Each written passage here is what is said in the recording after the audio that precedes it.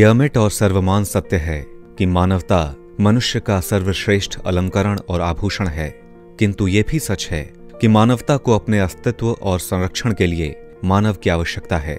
पल भर के लिए यदि हम इस डरी और सहमी हुई मानवता से उसकी कल्पना और भविष्य की सुंदर आकांक्षा के बारे में पूछें तो उसका उत्तर शायद एक शब्द में होगा, और निश्चित रूप से वो शब्द होगा राम। मानवता भी शायद राम की आशा में ही जीवित है। जब जब सिसकती और डरी हुई मानवता ने अपनी रक्षा के लिए ईश्वर से प्रार्थना की है तो विधाता को धरती पर अवतरित होना पड़ा है। साधन, समय और स्वरूपों का अंतर तो होता रहा, पर घनश्याम और राम में तत्व तथा उनके उद्देश्य तो सदा से एक ही रहे हैं। चैत्र शुक्ल नवमी के दिन त्रेता युग में रघुकुल शिरोमणि महाराज दशरथ एवं महारानी कौशल्या के यहाँ अखिल ब्रह्मांड नायक ने पुत्र के रूप में जन्म लिया था। दिन के 12 बजे जैसे ही सौंदर्य निकेतन शंख, चक्र, गदा एवं पद्म धारण किए हुए चतुर्भुजधारी श्री राम प्रकट हुए तो मानो माता कौशल्या उन्हें देखकर विस्मित हो गईं। उनके सौंदर्य एवं तेज को देखकर उनके नेत्र तृप्त नहीं हो रहे थे। श्री राम के जन्मोत्सव को देखकर देवलोक भी अवध के सामने फीका लग रहा था। राम जन्म के कारण ही इस तिथि को राम नवमी कहा जाता है और इस दिन को राम जन्मोत्सव के रूप में मनाया जाता है। ऐसी मान्यता है कि इस अवसर पर जो भक्त उपवास करते हैं उन्हें अपार सौभाग्य और शांति की प्राप्ति होती है। श्री राम नवमी का व्रत करने से व्यक्ति के ज्ञान में वृद्धि होती है, उनकी धैर्य शक्ति का विस्तार होता है। इसके अतिरिक्त विचार शक्ति, बुद्धि, श्रद्धा, भक्ति और पवित्रता की भी वृद्धि होती है। श्री रामचंद्र कृपालु भज मन, हरण भव भय दारुणम, नव कंज लोचन कंज मुख, कर कंज पद कंजारुणम, कंदर्प अगणित अमित छवि, नवनील नीरद सुंदरम, पटपीत मानहु तडित रुचि शुचि, नौमि जनक सुतावरम, श्री रामचंद्र कृपालु भज मन, हरण भव भय दारुणम। गोस्वामी तुलसीदास ने उपरोक्त शब्दों के माध्यम से श्री राम के गुणों एवं शक्ति को वर्णित किया है और अपने आराध्य प्रभु श्री राम के श्री चरणों में भक्तिमय स्तुति की है।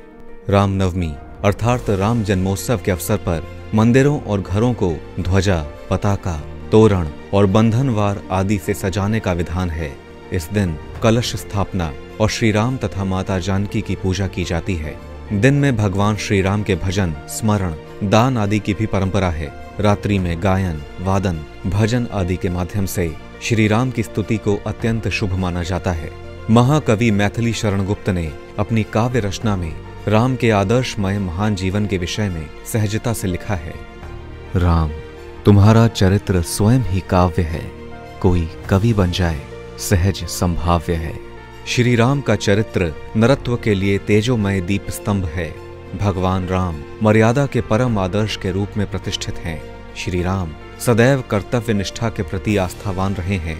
उन्होंने कभी भी लोक मर्यादा के प्रति दौर्बल्य प्रकट नहीं होने दिया। इस प्रकार मर्यादा पुरुषोत्तम के रूप में श्री राम सर्वत्र व्याप्त हैं।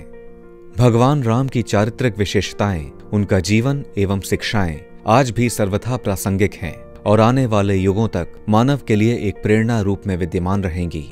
राम अवतार भगवान विष्णु के सर्वाधिक महत्वपूर्ण अवतारों में सर्वोपरि है। मनुष्य के जीवन में आने वाले सभी संबंधों को पूर्ण तथा उत्तम रूप से निभाने की शिक्षा देने वाले प्रभु श्री रामचंद्र जी के समान दूसरा कोई चरित्र नहीं है। आदि कवि वाल्मीकि ने उनके संबंध में कहा है कि वे गांभीर्य में समुद्र के समान है। समुद्र इव गांभीर्ये धैर्यण हिमवानिव। उपनिषदों में राम नाम ओम अथवा अक्षर ब्रह्म है व इसका तात्पर्य तत्वमसि महावाक्य है। रामचरितमानस में इसे बीज मंत्र, मंत्र राज तथा महामंत्र की संज्ञा देकर कलिग्रस्त जीवों के उद्धार का एकमात्र साधन बताया गया है। राम नवमी के पावन पर्व के अवसर पर गोस्वामी तुलसीदास ने रामचरितमानस की रचना का श्री गणेश किया था। राम नाम की बड़ी अद्भुत महिमा है, बस जरूरत है श्रद्धा, विश्वास और भक्ति की। राम नाम स्वयं ज्योति है, स्वयं मणि है। राम नाम के महामंत्र को जपने में किसी विधान या समय का बंधन नहीं है। भारत समन्वय परिवार की ओर से प्रभु श्री राम के श्री चरणों में शत शत नमन। हमारा प्रयास है कि मातृभूमि की प्राचीनतम गौरवशाली संस्कृति की ये पावन गंगा अपनी अविरल पवित्रता से जनमानस के लिए कल्याणकारी हो और जन जन के हृदय में सदा जीवंत और अमर रहे।